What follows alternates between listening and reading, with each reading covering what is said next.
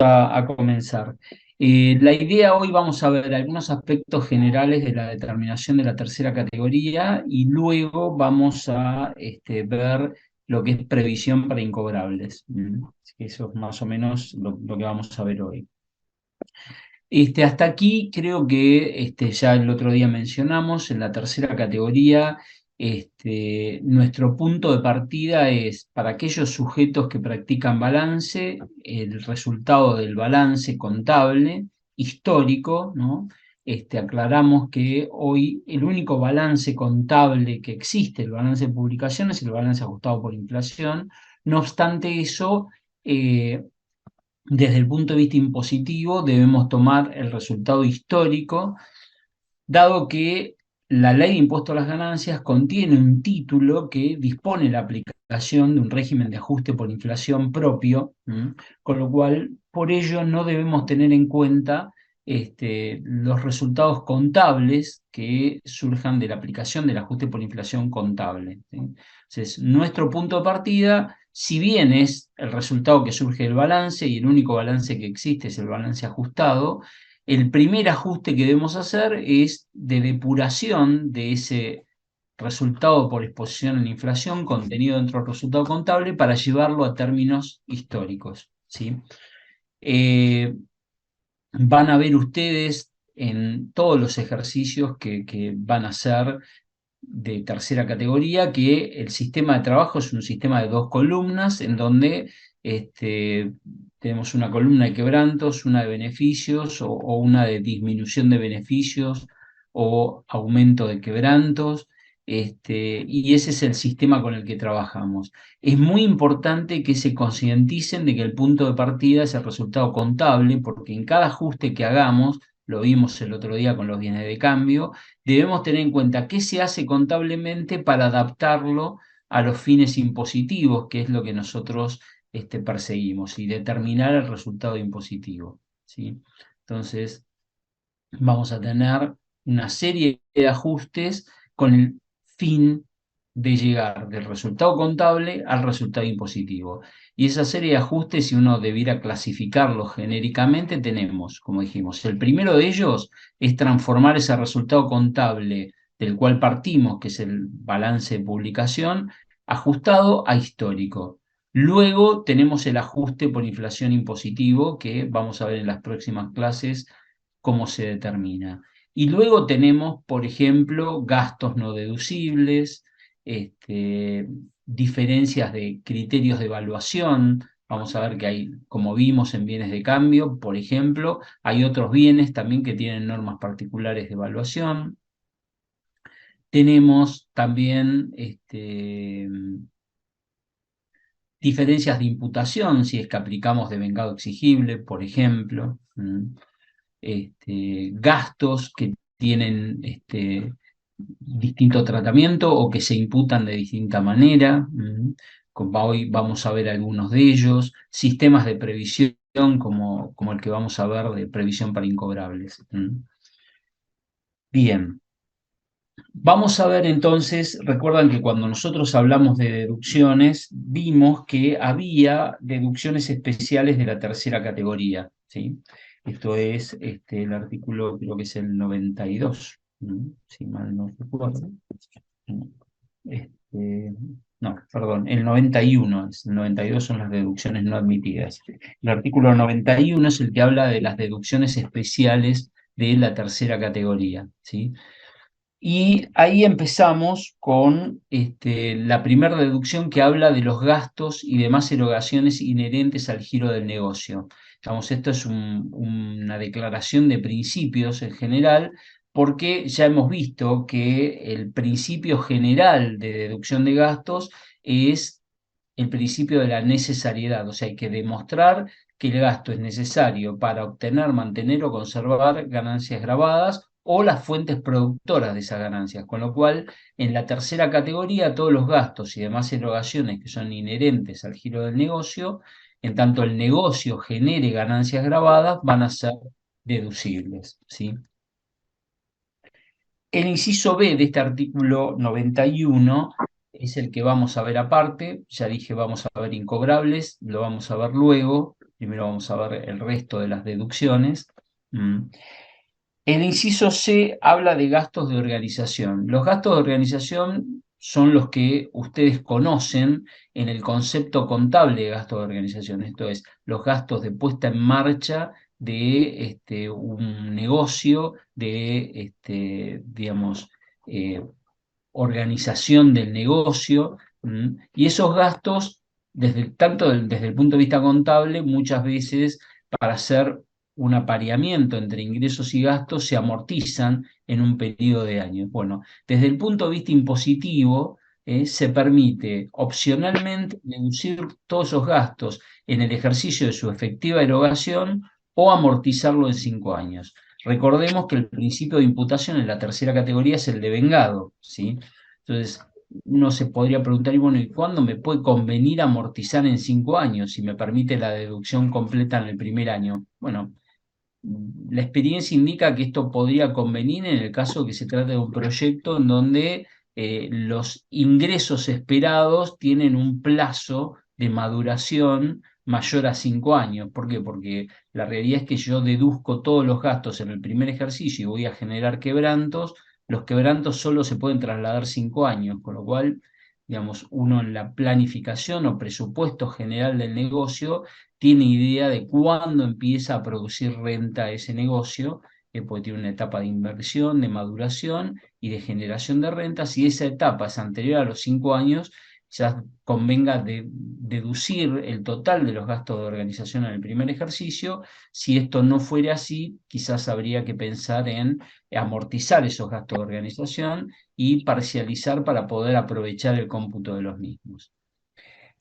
Igual tratamiento que los gastos de organización, el artículo 220 del reglamento les da a los gastos de investigación, estudio y desarrollo. Esto es cuando una empresa tiene gastos de investigación, estudio, desarrollo de nuevos productos o de nuevos negocios, también se permite la deducción en el ejercicio de la efectiva erogación o la amortización en 5 periodos, de hasta 5 periodos. Esto, de nuevo, estamos en el mismo caso que los gastos de organización, nada más que de distinto concepto y habrá que analizar en cada caso particular si esto es conveniente o no. ¿Mm? El inciso D se refiere a un caso específico que es el de las compañías de seguro.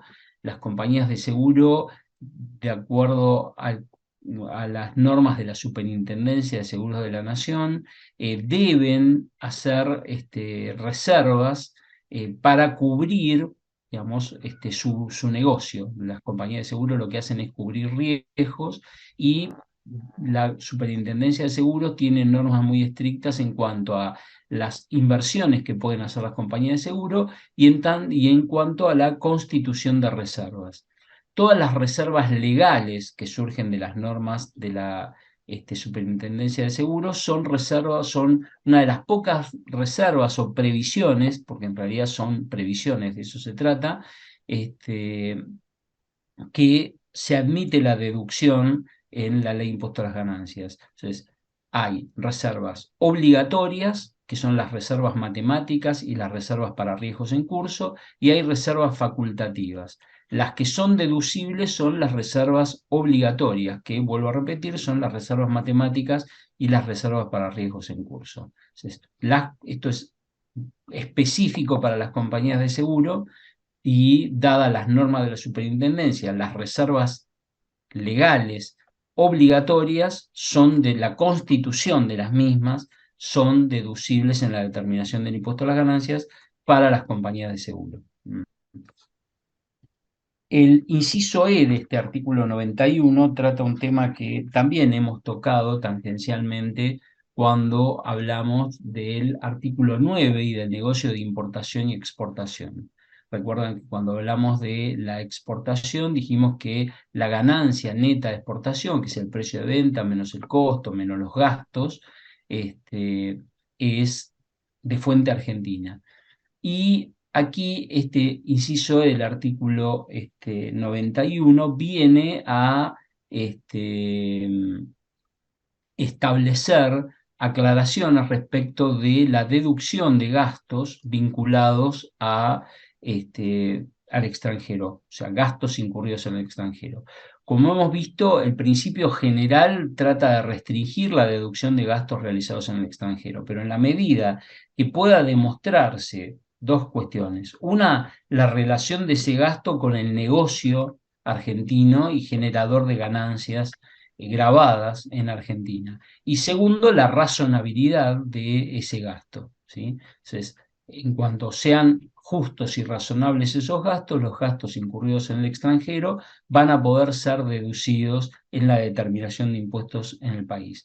Tienen varios casos de jurisprudencia, sobre todo esto ha generado controversias en materia de empresas vinculadas, ¿no? Muchas empresas que son vinculadas a Argentina, subsidiarias de empresas extranjeras, deducen gastos por management o dirección de la empresa del exterior que le cobra gastos a la empresa argentina. Bueno, hoy además hay un ingrediente que nosotros hemos visto, que son las normas de precio de transferencia, en donde debe demostrarse que todas las operaciones que se consideran como entre partes independientes han sido hechas a precios que puedan demostrarse son entre partes independientes. Y para eso, cuando hay operaciones entre compañías vinculadas, se aplican las normas de precio de transferencia, que es una limitación adicional a inciso E del artículo 91.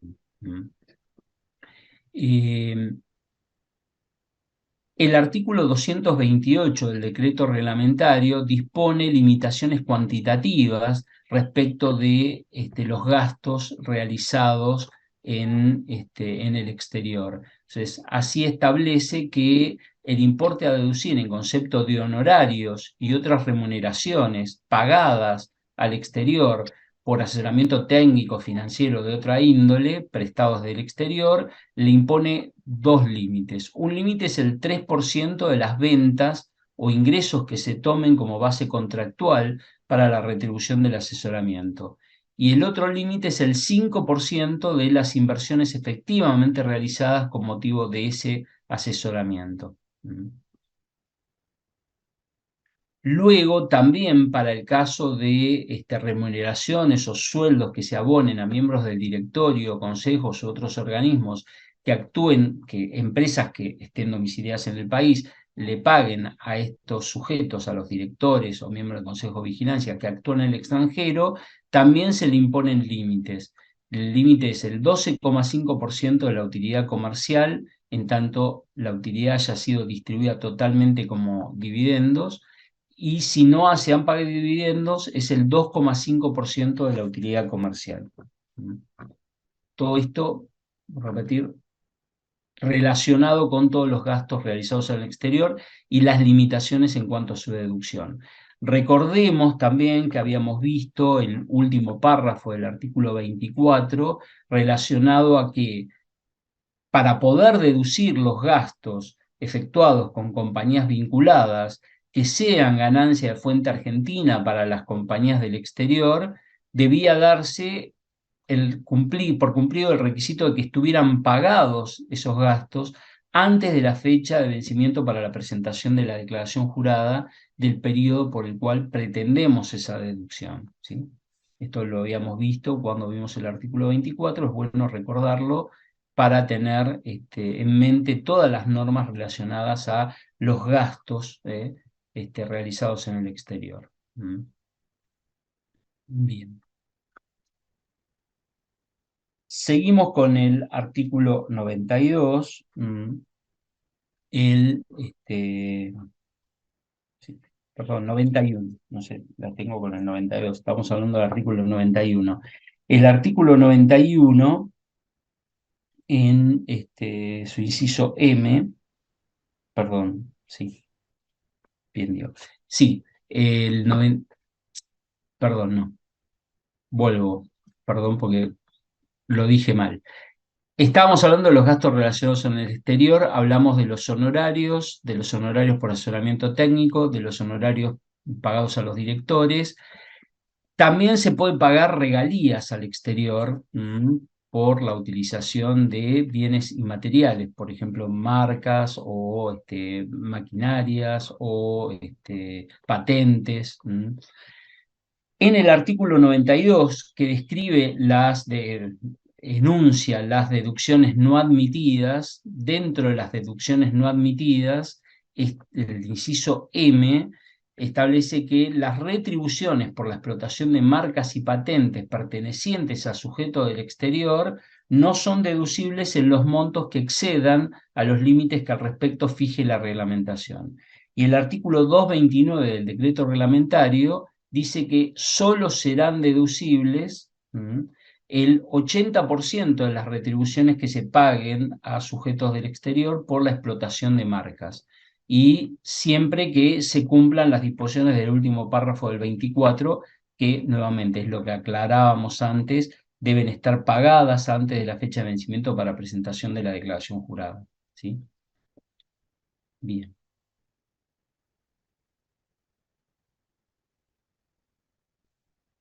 Volviendo ahora sí al artículo 91, que es el que habla de las deducciones especiales de la tercera categoría, el inciso F del artículo 91 analiza algo que nosotros vimos desde el lugar de el beneficiario. Nosotros, cuando vimos cuarta categoría, dijimos que todo lo que se le paga al empleado es ganancia para él, inclusive lo que se le paga en especie, excepto la ropa de trabajo, los cursos, ¿sí? Bueno, aquí se analiza en este artículo 91, inciso F, desde el punto de vista del empleador, de quien lo paga. Y entonces establece este inciso F del artículo 91 que todas las erogaciones que el empleador realice en favor de los empleados son un gasto deducible. Aquí tenemos que separar lo que es el concepto de remuneratorio o no remuneratorio a efectos del pago de las cargas sociales, que no tiene que ver con lo impositivo, con el hecho de que los gastos sean deducibles o no deducibles o que configuren ganancia agravada para el beneficiario, que eso ya lo vimos cuando hablamos de cuarta categoría. Aquí de lo que estamos hablando es del empleador que paga gastos en beneficio de los empleados y qué tratamiento tiene para el empleador, ¿sí? Entonces, este inciso F dice que todos los gastos en favor del personal, sea por asistencia sanitaria, ayuda escolar, subsidios, este, todo ello es un gasto deducible para el empleador. ¿Sí? Luego, el perceptor tendrá el tratamiento que le corresponda, que por lo general es que es ganancia en cabeza del perceptor. ¿Sí? También son deducibles para el empleador que lo paga las gratificaciones, los aguinaldos. En este caso, establece un requisito adicional, que es que estén pagados antes de la fecha de vencimiento para la presentación de la declaración jurada correspondiente a ese ejercicio. ¿Sí? Entonces, todos los gastos realizados por el empleador en beneficio de los empleados son gastos deducibles. O sea, una empresa tiene un comedor para sus empleados, todos los gastos realizados van a ser gastos deducibles para la empresa. ¿Sí? Luego, nuevamente, la contrapartida es qué tratamiento tiene eso para el empleado. ¿Eh? Y otro aspecto que no nos compete a nosotros es si todos estos conceptos son remuneratorios o no a efectos previsionales, ¿sí? Que eso no lo estamos analizando, no nos corresponde a nosotros analizarlo. Entonces, conclusión de esto, todo gasto realizado en favor del personal es deducible para el empleador. Inclusive son deducibles las gratificaciones, en el caso de las gratificaciones con el requisito adicional de que estén pagadas antes del vencimiento para la presentación de la declaración jurada correspondiente a ese periodo. Bien. El inciso H del artículo 91 habla de los gastos de representación.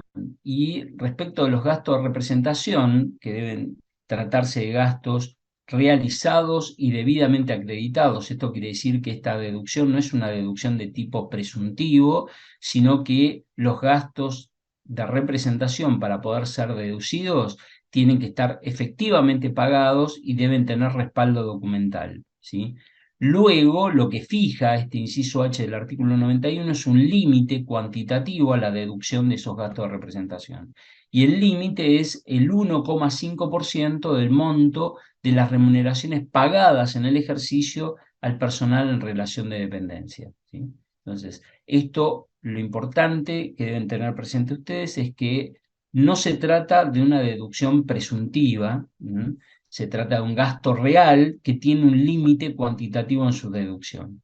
Entonces, a los gastos de representación efectivamente pagados y de los cuales tenemos comprobantes, los vamos a poder deducir siempre que no excedan el 1,5% del monto total de las remuneraciones pagadas en el ejercicio al personal en relación de dependencia, ¿sí? Recordemos que la contabilidad también se realiza por lo de devengado, con lo cual muchas veces el importe de remuneraciones que figuran en el balance no son las remuneraciones pagadas, sino las devengadas. Depende del momento en que pague las remuneraciones de la empresa, ¿eh?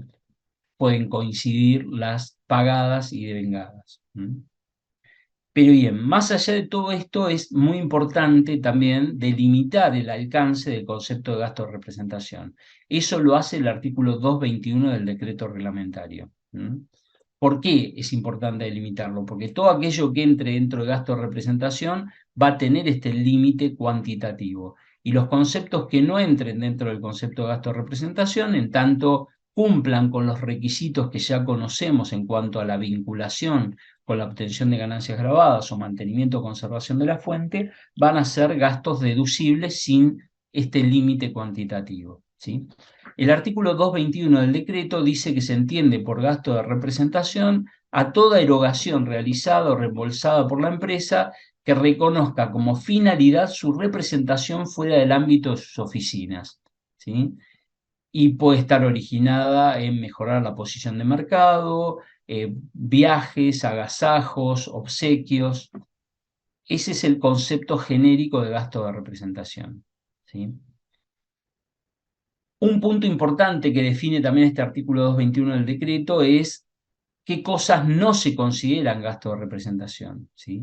Y este artículo 221, cuando dice qué cosas no se consideran gasto de representación, habla de los gastos de publicidad y propaganda, así como los gastos de viáticos y movilidad. Entonces, para dar un ejemplo, digamos, si yo debo trasladarme para hacer un trabajo, porque me contrata un cliente en Córdoba, voy a tener gastos de traslado a Córdoba. Eso no es un gasto de representación, es un gasto de movilidad vinculado a la prestación de un servicio, ¿sí? En cambio, si yo voy a viajar a un congreso que reúne a todas las cámaras empresarias de la actividad que yo desarrollo, ese gasto de viaje sí es un gasto de representación, ¿sí? Entonces, todos los gastos de viaje, de movilidad, vinculados al desarrollo de la actividad comercial, no son gastos de representación, ¿sí? Sí son gastos de representación todos los gastos de viaje relacionados con lo que hablábamos antes, esto es mejorar la posición de mercado, agasajos, obsequios, ¿sí? Participación de congresos, todo eso pueden ser gastos de representación, aún los gastos de viaje, ¿sí? No así los gastos que estén vinculados a viajes, pero que tengan que ver con la prestación de servicios o con una actividad comercial. Bien, el reglamento reitera que deben estar efectivamente realizados los gastos y deben estar respaldados por comprobantes, ¿sí?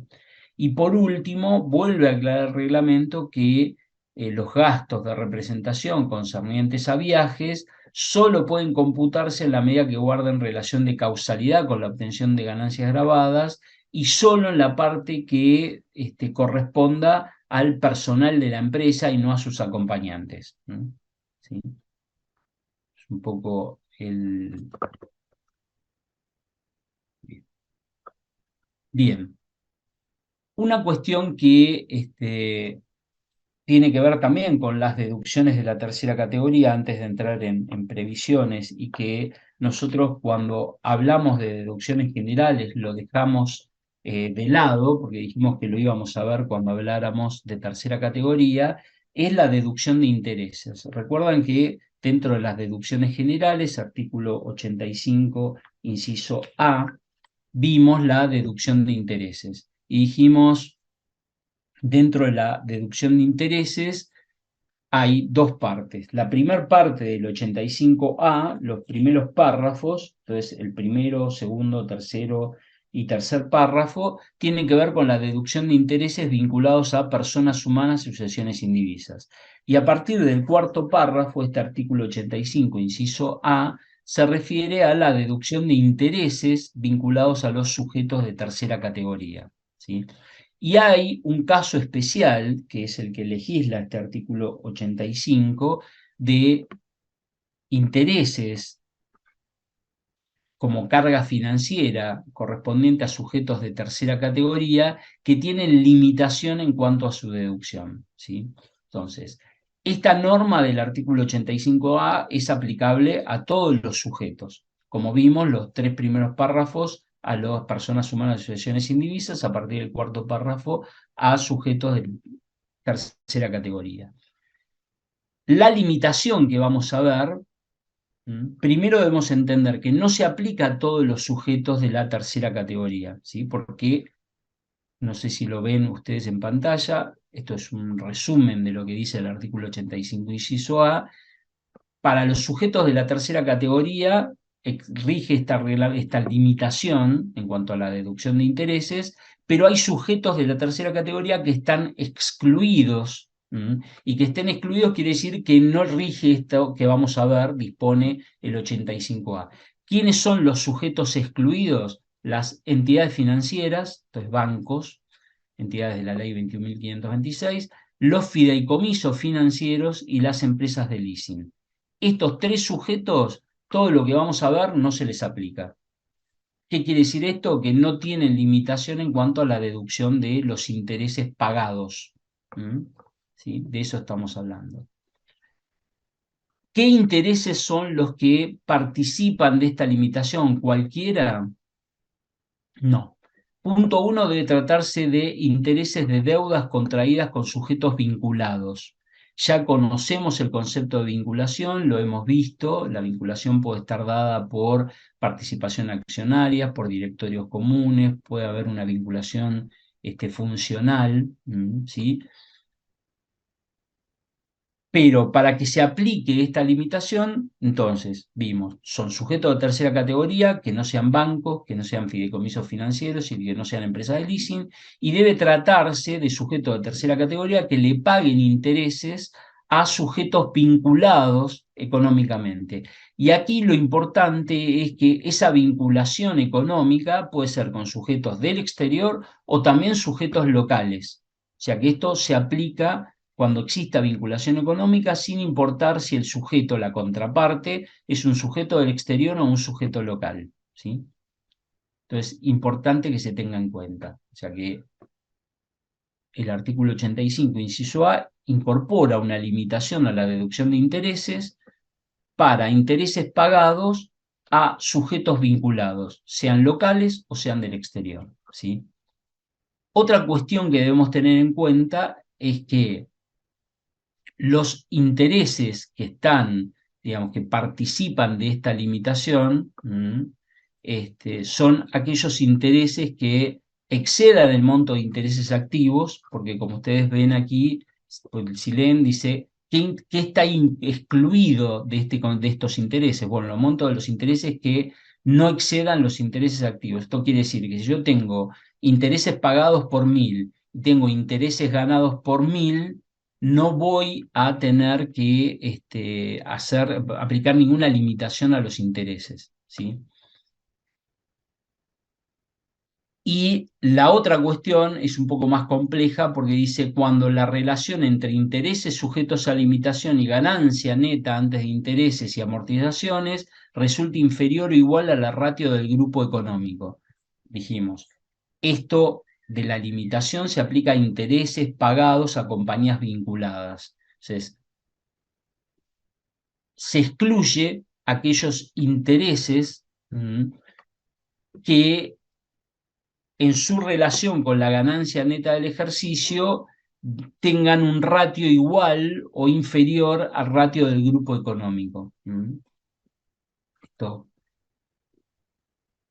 quizás no es tan sencillo de entender, porque es tomar al grupo económico, todas las empresas vinculadas, ver cuál es su ratio relacionando intereses con la ganancia neta antes de los intereses y antes de amortizaciones, y compararlo con el ratio que da para la empresa. Si el ratio es igual o inferior, no se aplica la limitación. Otra cuestión importante a tener en cuenta aquí es que el concepto de intereses solo comprende diferencia de cambio y actualizaciones si no se aplica ajuste por inflación, ¿sí? Y esto lo vamos a entender mejor cuando expliquemos ajuste por inflación, dado que en el ajuste por inflación los pasivos generan una ganancia por exposición a inflación y las diferencias de cambio, digamos, neutralizan esa ganancia considerándose pérdida, ¿sí? Entonces, aquí, en el caso de los sujetos que aplican ajuste por inflación, la limitación solo le cabe a intereses, no a diferencia de cambio ni a actualizaciones, ¿sí? Bueno, dadas todas estas condiciones, recuerdan que dijimos, esto se aplica a sujetos de tercera que no sean bancos, que no sean fideicomisos financieros y que no sean empresas de leasing. Además, debe tratarse de sujetos de tercera que paguen intereses a sujetos vinculados, que sean vinculados del país o del exterior, no importa.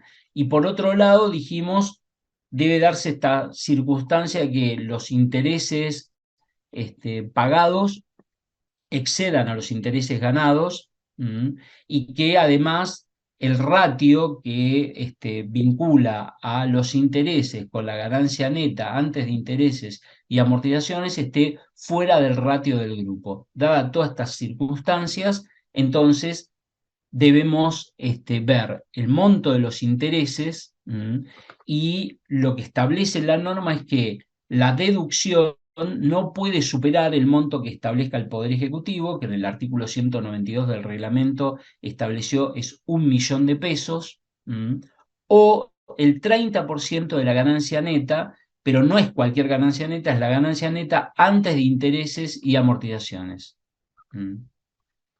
Esto, los excedentes que no se puedan deducir en un ejercicio pueden trasladarse, por eso la norma dice que para el cálculo del límite se puede trasladar por 5 ejercicios, ¿no? Para el cálculo del límite se pueden adicionar los excedentes de los ejercicios anteriores. Entonces, si yo en un ejercicio tuve un excedente no deducible, lo puedo trasladar al siguiente por 5 ejercicios.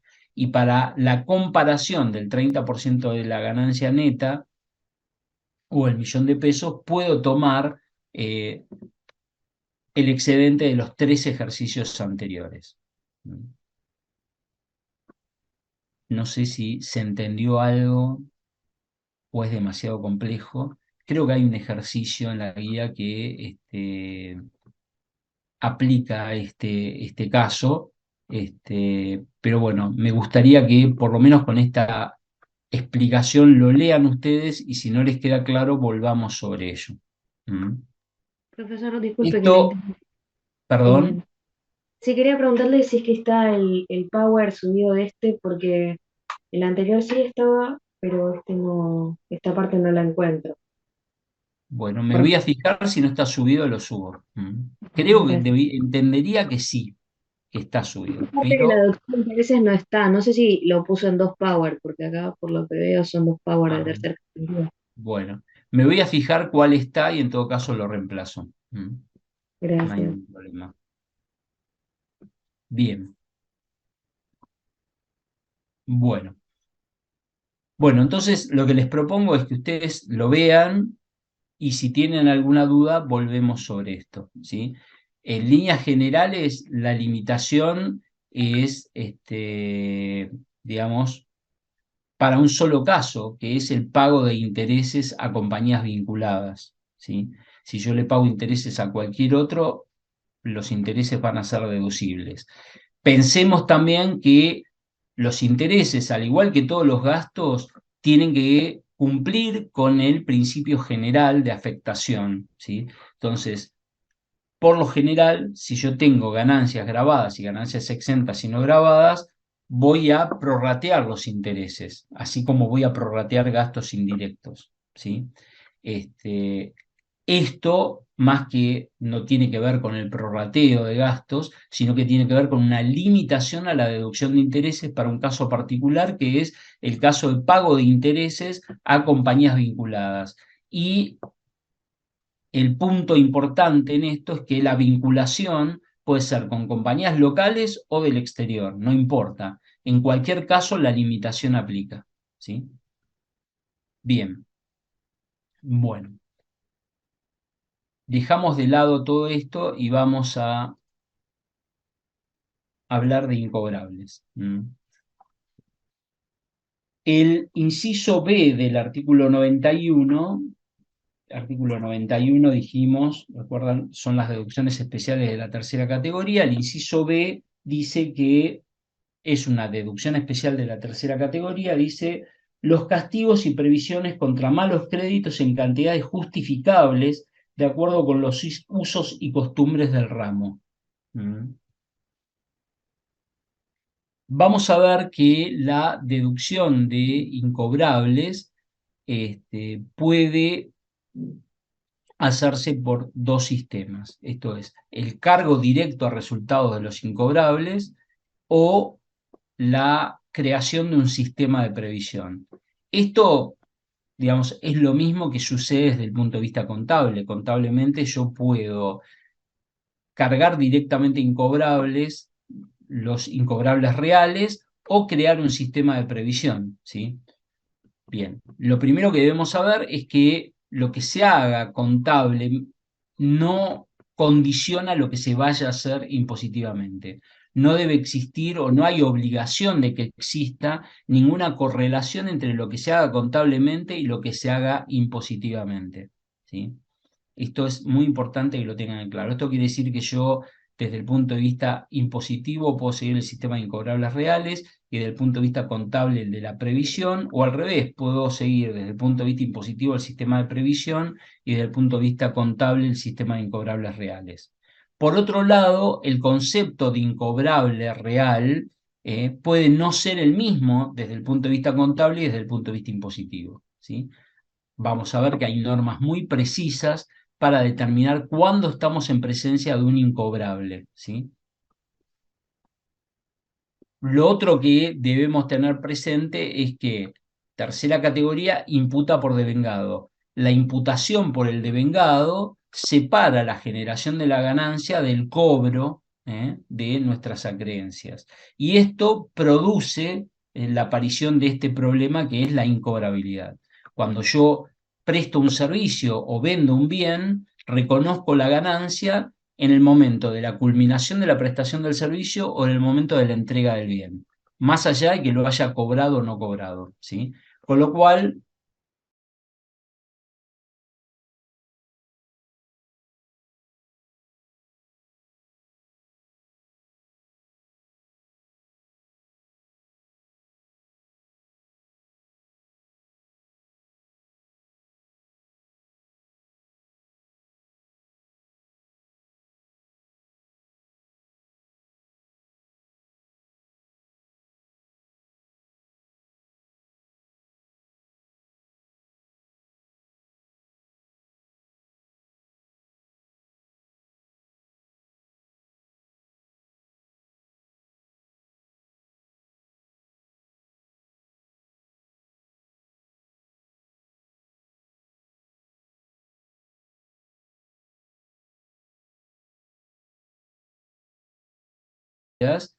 desde el punto de vista contable, los criterios que se siguen son más laxos o distintos a los criterios impositivos en muchos casos, ¿sí?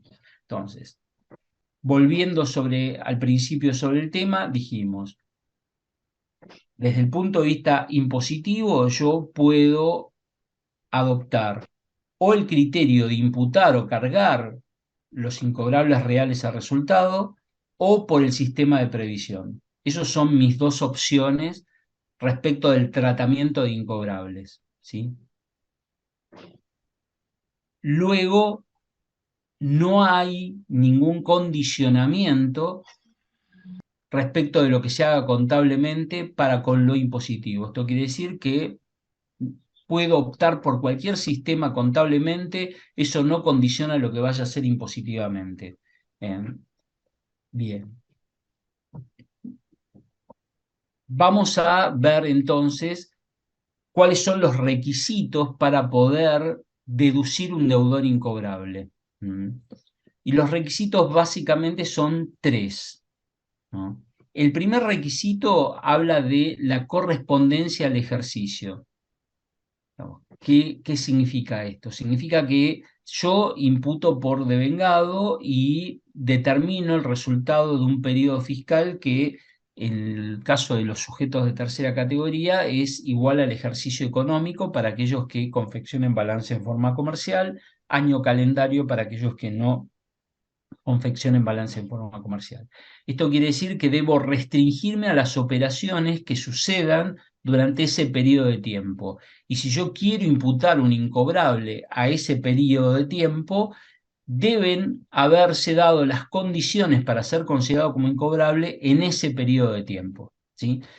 Para que se entienda que estoy hablando, muchas veces en la contabilidad se analiza lo que se conoce con el nombre de hechos posteriores al cierre.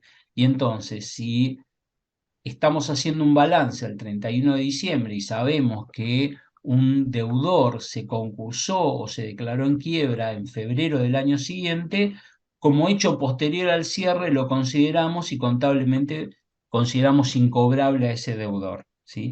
Eso desde el punto de vista impositivo no podría hacerse, porque no se respetaría esto que estamos diciendo, se llama correspondencia al ejercicio, ¿sí? Entonces, nosotros evaluamos los hechos sucedidos durante el periodo fiscal, sea ejercicio económico o año calendario. Y todos esos hechos son los que vamos a plasmar en el tratamiento de los incobrables.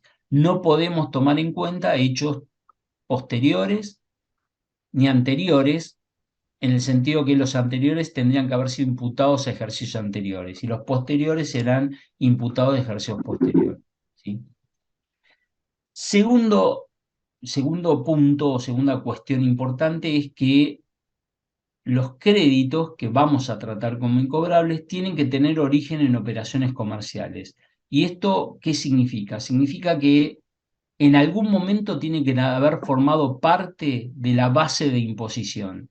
Si yo tengo un crédito que fue originado en una operación comercial, quiere decir que en algún momento declaré la ganancia de esa operación comercial. Dijimos antes, yo imputo la ganancia al periodo en el que vendí bienes, cuando lo entregué, presté servicios cuando terminé de prestar el servicio. Entonces, si luego no me lo pagan, voy a dar eso como incobrable si corresponde al ejercicio y vamos a ver, se cumple el otro requisito del que todavía no hablamos.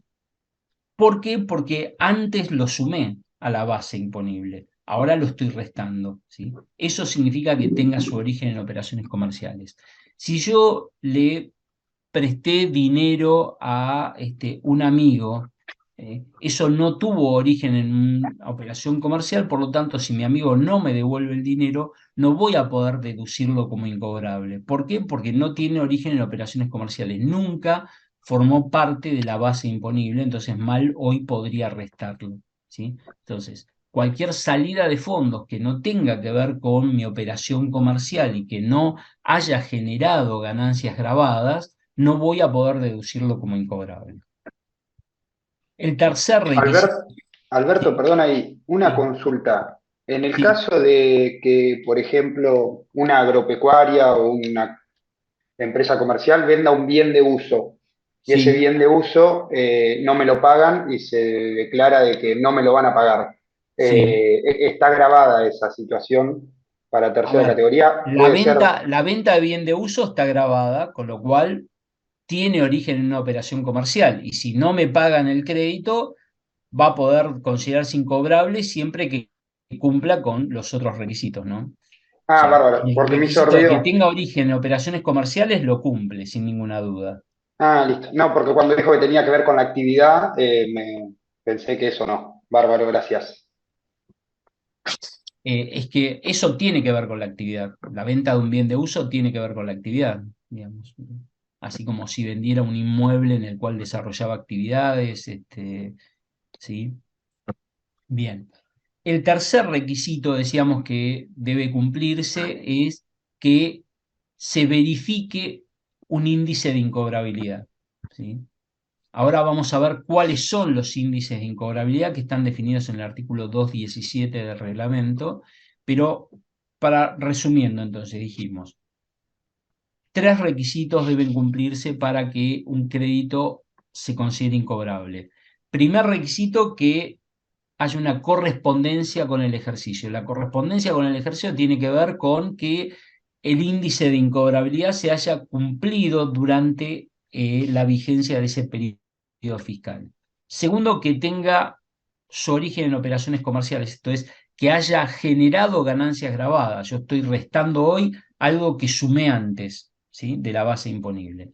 Y tercero, que se cumpla o se verifique algún índice de incobrabilidad de los que vamos a ver, ¿sí? Si el artículo 217 del reglamento enumera los índices de incobrabilidad, ¿sí? Vamos a repasarlos, todos ellos, los mencionamos alguna vez cuando, recuerdan, dijimos en primera categoría, incobrable era el crédito al final del juicio de ejecución de la garantía, u otros índices hablaba y mencionamos que existían otros índices que eran los que se mencionaban en la tercera categoría. Bueno, el artículo 217 enumera todos esos índices, así que vamos a ver cuáles son. El primero dice verificación del crédito en concurso preventivo. Dice, el monto deducible será aquel respecto del cual se solicitó la verificación siempre que no sea observado por el síndico, el deudor o los acreedores, ¿sí? Aquí, si uno ve la evolución de la norma cambió, el artículo 217 cambió en el año 2018 y su texto actual genera algunas dudas. ¿Respecto a qué?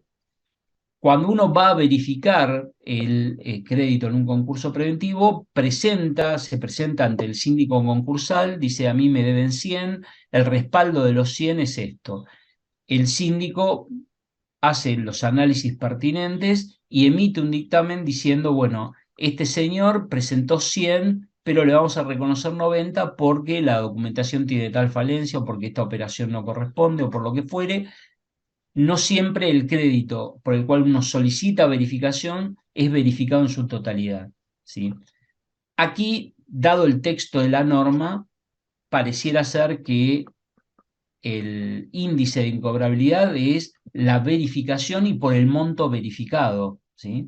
Dice, el monto deducible será aquel respecto del cual se solicitó la verificación, siempre que no sea observado por el síndico. Esto quiere decir que la mera presentación en el concurso, no es un índice de incobrabilidad, sino que el crédito tiene que estar verificado y en el monto verificado yo voy a poder deducir ese crédito, ¿sí? Esto es importante que se tenga presente.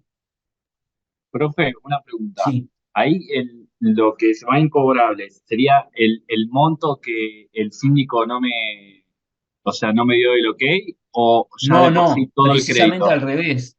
Ah, En lo que va a incobrables es el monto por el que el síndico me dio lo que hay, perfecto, ¿sí? perfecto. Gracias. Luego lo que sucede, y me adelanto un poquito a lo que vamos a ver, nosotros tenemos: cuando hice la venta o presté el servicio, declaré la ganancia. Ahora estaría declarando el incobrable, ¿sí? A pesar de que el síndico me verificó, digo, esto es incobrable. Luego, si lo recupero en algún momento, lo voy a tener que volver a sumar, ¿sí? ¿Se entiende esto? Digamos, primero lo sumé cuando hice la venta o presté el servicio.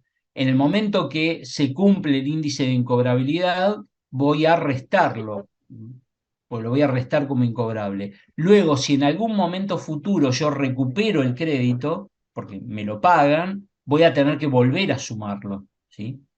En la medida que lo haya deducido. Si yo, para dar un ejemplo, supongamos, yo hice una venta por 100, me presenté al concurso y dije: tengo un crédito por 100. El síndico verificó 90 y me reconoció 90. Yo sumé 100 al principio, cuando hice la venta, resto 90 en el momento que me verifican el crédito y supongamos que recupero 100 al final, ¿no? Si recuperara 100 al final, yo sumé 100 al principio, resté 90, luego voy a tener que sumar 90. Los 10 que recupero de más, yo ya pagué impuesto al principio y nunca lo resté como incobrable, ¿sí? O sea, cuando yo recupero un crédito, voy a sumar a la base imponible en la medida que antes lo haya restado como incobrable, ¿sí? Si recupero algo que yo no había reconocido como incobrable, no lo tengo que volver a sumar. ¿Esto se entiende?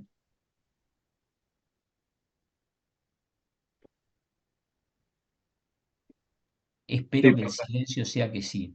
Sí, sí. Mm. Bueno, segundo índice de incobrabilidad dice declaración de la quiebra del deudor. Aquí la mera declaración en quiebra por parte del deudor me habilita a poder considerar el crédito como incobrable, ¿sí? No tengo que haberla solicitado yo, no tengo que presentarme, no tengo que hacer nada, nada más que la mera declaración de quiebra por parte del deudor, me habilita a poder deducir el crédito, ¿m? Y por el monto del crédito que yo tengo y puedo avalar, ¿no? El tercer índice de incobrabilidad es la desaparición fehaciente del deudor. ¿M? Aquí es un índice de difícil aplicación porque no es tan simple como que, bueno, mandé una carta de documento y me la devolvieron diciendo domicilio desconocido y se terminó el tema. O sea, hay que poder probar la desaparición del deudor. ¿Mm? Porque hay que poder probar que no resulta posible acceder a su ubicación. ¿Sí? Entonces, es bastante difícil poder aplicar este criterio, este índice de incobrabilidad de desaparición fehaciente del deudor.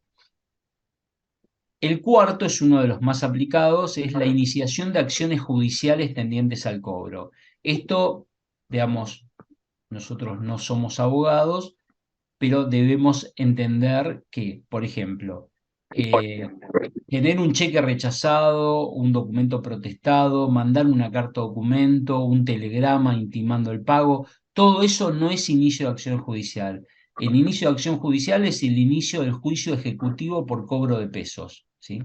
Es contratar un abogado, iniciar una causa judicial que se llama juicio ejecutivo por cobro de pesos. ¿Sí? Yo estoy ejecutando mi crédito, ¿sí? Eso es inicio de acción judicial. No es inicio de acción judicial mandar una carta documento, un telegrama o contratar un abogado para que lo intime, no. El inicio de acción judicial es el inicio del juicio ejecutivo por cobro de pesos, ¿sí? Bien. Otro índice de incobrabilidad es la paralización manifiesta de las operaciones del deudor. Esto es cuando el deudor paraliza en forma general sus actividades,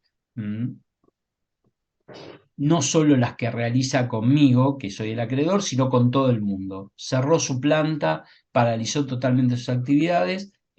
Ahí, si yo puedo demostrar que esto es así, puedo tomar como índice de incobrabilidad la paralización de operaciones por parte del deudor. Y por último habla de la prescripción. La prescripción creo que todos entienden cuál es la figura de la prescripción, es, digamos, que se venza el plazo por el cual yo puedo hacer efectivo el cobro de mi crédito, ¿sí? Transcurrido ese plazo no puedo iniciarle acciones judiciales tendientes al cobro a mi deudor, ¿sí? Entonces, por eso la prescripción es un índice de incobrabilidad. Podría ser que le mandé carta documento, nunca la recibió, no lo encuentro, pero no puedo demostrar la desaparición. Bueno, pasó el plazo en el cual yo podía iniciar acciones judiciales. En ese caso podría este, deducirlo como incobrable. Podría considerarlo un incobrable real. Bien. Como ven ustedes, los índices de incobrabilidad no son muchos, son muy específicos y en la mayoría de los casos conlleva un costo económico. Si yo tengo que iniciar las acciones judiciales a un deudor, tengo que contratar un abogado, tengo que pagar gastos causídicos, tengo que pagar tasa de justicia y demás. Entonces, hay muchas veces que el monto de los créditos hace que estas acciones sean antieconómicas o no sean eficientes, en el sentido de que tengo más para perder que para ganar, dado que el monto del crédito no justifica el inicio de acciones judiciales y demás. Bueno, todo esto antes de generó una nutrida jurisprudencia en la materia y fue modificado el reglamento de la ley de ganancias, ¿m? Incorporando la figura de créditos de escasa significación.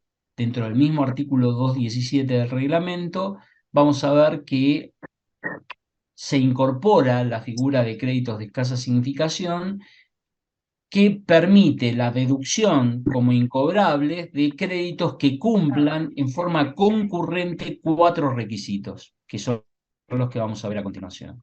Entonces, lo que dice el artículo 17 es que en los casos que por la escasa significación del saldo a cobrar no resulte económicamente conveniente iniciar acciones judiciales, ¿sí? En tanto no se cumplan ninguno de los índices de incobrabilidad que hemos visto y se cumplan concurrentemente los cuatro requisitos que vamos a ver ahora, son deducibles los créditos, ¿sí? El primer requisito a cumplir tiene que ver con el monto del crédito. El monto actual es de 45.000 pesos. Esto quiere decir que el crédito no debe superar 45.000 pesos considerado en forma individual para poder ser deducido. Entonces, el primer requisito es cuantitativo y son 45.000 pesos. El segundo requisito tiene que ver en cuanto a la mora en el plazo en el plazo del crédito. Y aquí lo que establece la norma es que el crédito debe tener una mora de por lo menos 180 días desde su vencimiento al cierre del ejercicio, ¿no? De eso estamos hablando. Entonces, primero es el monto, 45.000 pesos. Segundo, nosotros determinamos los incobrables al cierre de cada ejercicio, es que a ese momento tenga una morosidad de por lo menos 180 días, mayor a 180 días. Tercer requisito a cumplir dice que debe haberse notificado fehacientemente al deudor sobre su condición de moroso y reclamado el pago del crédito vencido.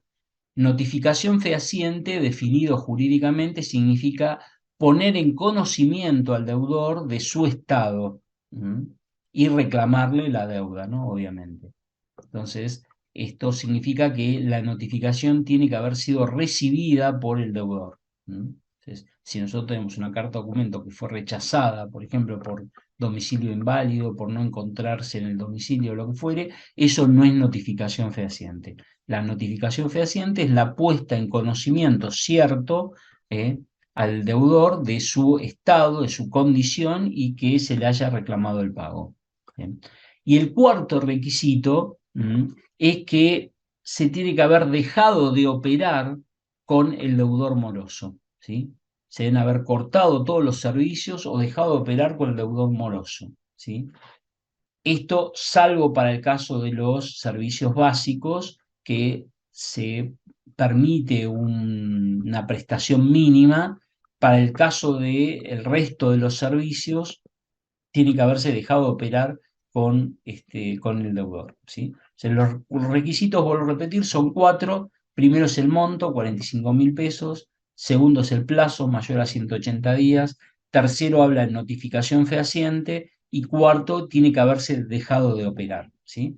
Entonces, con esto vemos todo lo que son los índices de incobrabilidad, que es el cumplimiento de uno de los tres requisitos que vimos. Para repasar, empezamos diciendo que un incobrable, para ser considerado como tal, desde el punto de vista impositivo, tiene que cumplir tres requisitos. Primer requisito, correspondencia con el ejercicio. El segundo requisito es que tenga su origen en operaciones comerciales. El tercer requisito es que se cumpla algún índice o se verifique algún índice de incobrabilidad. Y los índices de incobrabilidad son los que tenemos en el artículo 217, empezando por los generales y este último que engloba lo que se define como créditos de escasa significación, ¿sí? Bien. Tienen algunos casos de jurisprudencia para que se entretengan. Por ejemplo, la mediación no es un índice de incobrabilidad. La emisión de notas de crédito tampoco es un índice de incobrabilidad. Como dije antes, la iniciación de acciones judiciales es el inicio de juicio ejecutivo, para hacer efectivo el cobro del crédito, y eso habilita la deducción del crédito como incobrable, no las gestiones extrajudiciales ni nada por el estilo. Bien. Hay un fallo muy importante que no es tan reciente ya, es del año 2010, que es un fallo de la Corte, que es el fallo Banco Francés, que tiene que ver con lo que dice el artículo 91 en su inciso B. Recuerdan que empecé leyendo el artículo 91 inciso B, que dentro de las deducciones especiales de la tercera categoría nos permite los castigos y previsiones contra malos créditos, dice, en cantidades justificables de acuerdo con los usos y costumbres del ramo, ¿sí? Este fallo del Banco Francés es un fallo muy importante que marcó como un hito muy importante en la jurisprudencia porque eh, quizás ustedes no conocen, pero los bancos, dadas las normas del Banco Central, tienen un sistema de clasificación de los deudores que clasifica a los deudores por el tiempo de mora desde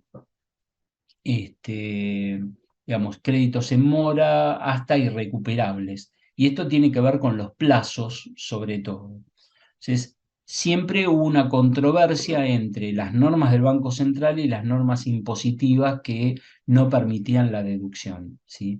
Entonces, este fallo del Banco Francés, la Corte, valiéndose de lo que dispone el artículo 91, inciso B, cuando habla de cantidades justificables de acuerdo con los usos y costumbres del ramo, estableció que las normas del Banco Central establecían parámetros válidos y que tenían que ver con los usos y costumbres del ramo, y entonces aprobó la utilización de esos parámetros para la consideración de incobrables en materia de créditos para los bancos, ¿no? Sobre todo. Luego de esto hubo otros casos también en donde se empezó a utilizar los usos y costumbres como parámetro para la consideración de los incobrables. Por eso digo que este fallo de Banco Francés marcó un hito importante en el tratamiento de los incobrables, permitiendo la utilización de este concepto de usos y costumbres del ramo, este, y habilitó a los bancos a utilizar la clasificación de deudores del Banco Central. Bien, entonces, si nosotros seguimos el sistema de incobrables reales, ya todo lo que teníamos que saber ya lo sabemos, porque debemos evaluar al cierre de cada ejercicio qué créditos cumplen con los requisitos que vimos, y aquellos que cumplen con los requisitos que vimos serán deducibles, los que no cumplen serán no deducibles. Y esto siempre teniendo en cuenta qué se hizo contablemente, ¿no? Porque lo que debemos hacer es adaptar el resultado contable al resultado impositivo. Vamos a ver ahora qué pasa si yo adopto el criterio de aplicar el sistema de previsión para incobrables que admite el reglamento, ¿sí? Los artículos 2.15, 2.16 establece cómo se determina la previsión para incobrables y cuáles son los pasos a seguir cuando aplicamos la previsión para incobrables, ¿sí? Entonces, si un contribuyente opta por aplicar la previsión para incobrables, lo primero que debemos saber es que tiene que haber una comunicación previa a la FIP. no tiene que haber una autorización, solo una comunicación. Es distinto comunicar que pedir autorización. Esto es, comunico a la AFIP dentro del plazo de vencimiento para la presentación de la declaración jurada que voy a aplicar el sistema de previsión, ¿sí? Ahora vamos a ver cómo se calcula la previsión, pero debemos tener presente también que en el primer ejercicio, cuando yo opto por aplicar el sistema de previsión, la previsión que voy a constituir no es deducible en ese ejercicio. Esto quiere decir que en ese ejercicio yo voy a deducir incobrables reales, igual que lo que venía haciendo, ¿sí? Y esa previsión que estoy constituyendo en ese ejercicio y que no puedo deducir, la voy a poder deducir en el año en que desista del sistema de previsión, ¿sí?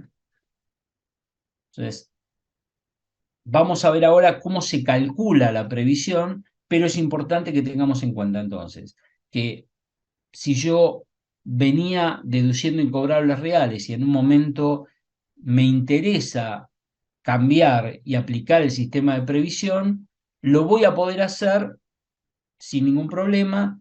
Lo único que debo hacer es comunicarlo a la AFIP, calcular la previsión, y esa previsión que constituye en ese ejercicio no va a incidir desde el punto de vista impositivo en los resultados del ejercicio, porque no se admite su deducción.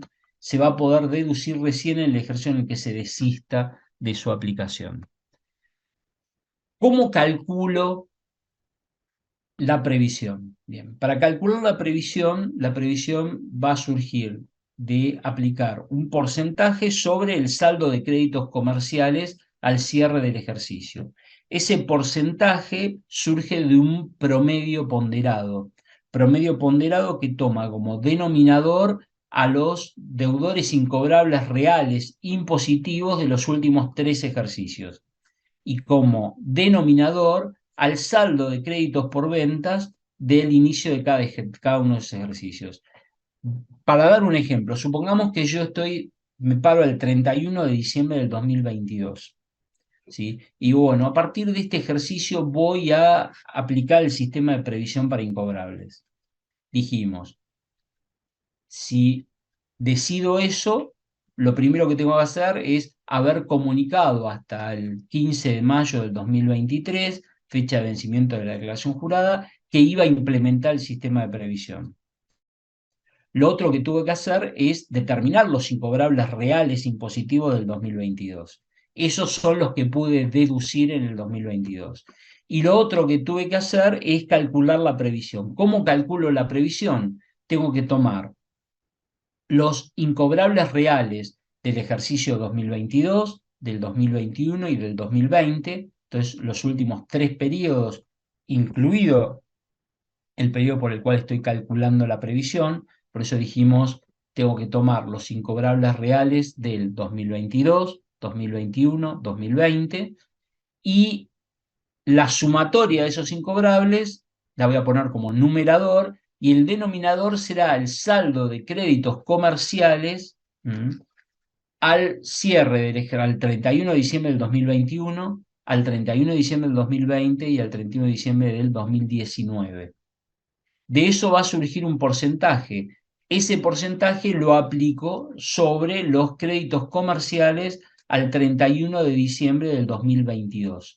Y esa va a ser la previsión que voy a constituir por ese ejercicio, que como es el primer ejercicio en el cual la voy a aplicar, no la voy a poder deducir en el 2022 y solo voy a deducir los incobrables reales. ¿Sí?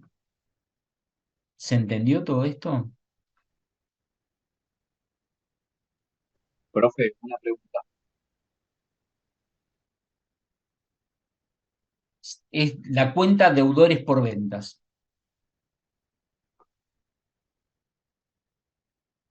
¿Sí? Si agarramos cualquier balance, es la cuenta de deudores por ventas. Profe, eso Bien, dijiste que iba en entonces, el denominador. Perdón. perdón, no escuché lo que preguntó. ¿Eso va en el denominador, dijiste? A ver, el denominador es el saldo de créditos comerciales de los últimos 3 ejercicios. En nuestro ejemplo dijimos 31 de diciembre de 2021, 31 de diciembre de 2020, 31 de diciembre de 2019. Y el numerador son los incobrables reales del 2022, 2021, 2020. Eso nos va a dar un porcentaje y ese porcentaje lo aplicamos sobre el saldo de la cuenta de deudores por venta al 31 de diciembre de 2022. Eso nos va a dar el valor de la previsión para incobrables impositiva al 31 de diciembre de 2022, que no voy a poder deducir en el ejercicio 2022 porque era el primer ejercicio de aplicación del sistema de previsión. Gracias. ¿Sí? Bien, aquí ustedes tienen resumidos todos los pasos a seguir. ¿Sí? En el primer ejercicio, lo primero que tengo que hacer es determinar incobrables reales. Esto es, los incobrables que cumplan con los 3 requisitos que planteamos. Correspondencia al ejercicio, origen en créditos comerciales y que hayan cumplido con un índice de incobrabilidad. ¿Sí?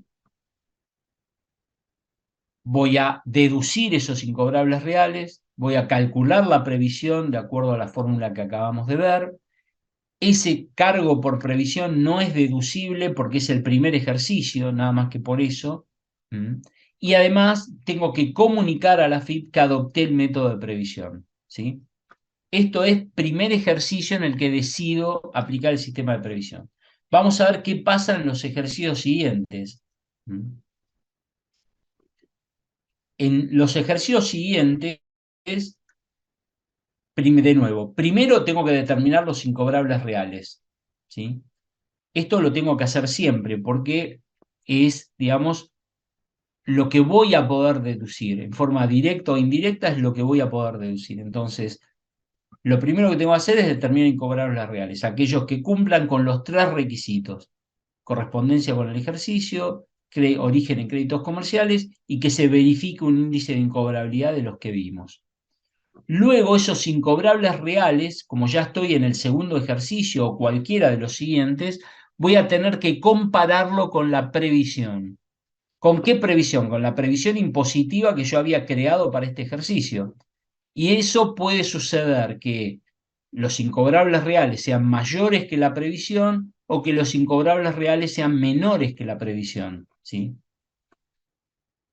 Si los incobrables reales fueron 10.000 y la previsión era 8.000, tengo un exceso de incobrables reales por sobre la previsión.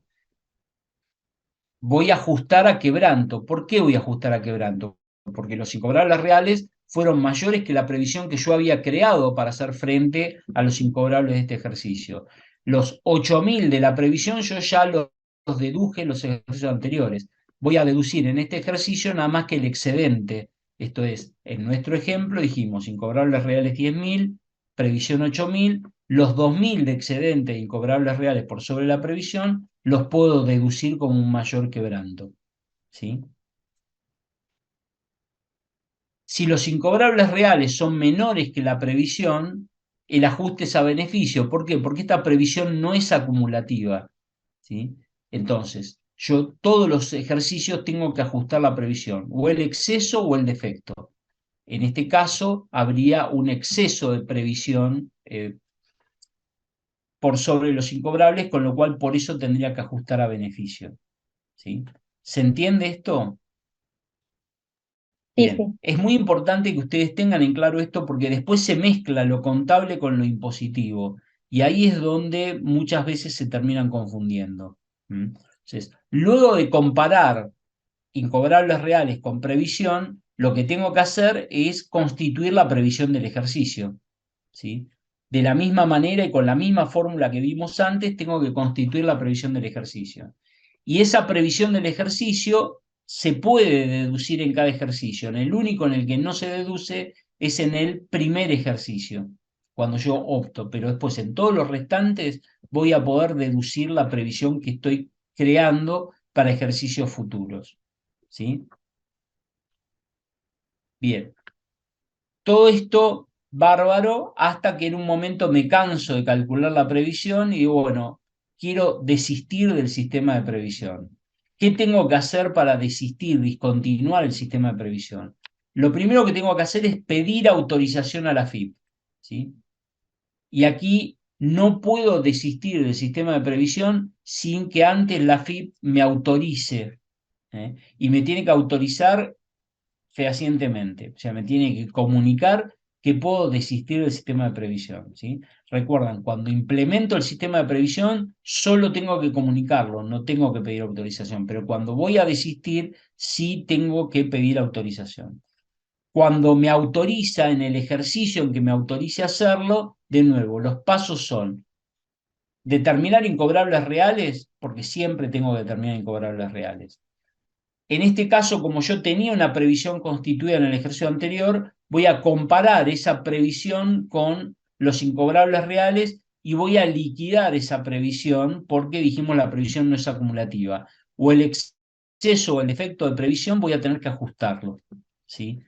Y por último, no voy a constituir una previsión para los próximos ejercicios porque acabo de desistir y me acaban de autorizar a desistir, con lo cual no hay un cálculo de previsión y la deducción de ese cargo.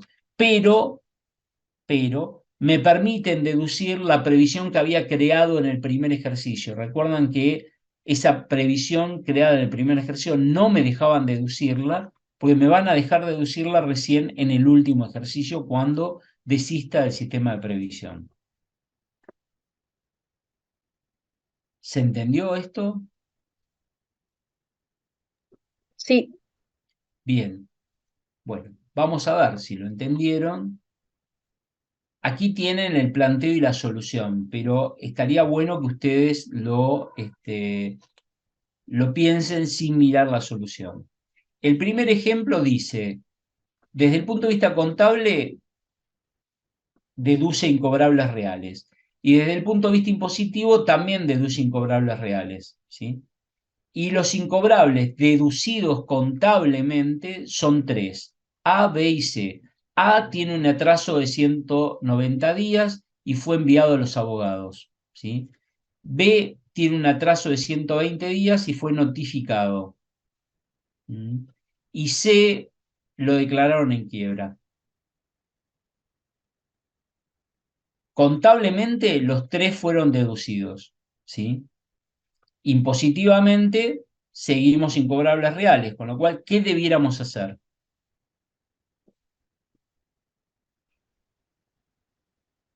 Y ver que sea mayor a 180 días, ahí ya tienes uno que puede salir, ¿no? A ver, para de alguna manera entender, lo primero que tenemos que hacer es determinar cuáles son los incobrables reales, ¿sí? Estamos claros en eso, ¿no? Entonces, lo que tenemos que ver es, de estos tres deudores que contablemente se consideraron incobrables, cuáles cumplen con los tres requisitos que planteamos. Los tres requisitos dijimos que eran correspondencia en el ejercicio, origen en créditos comerciales y verificación de un índice de incobrabilidad.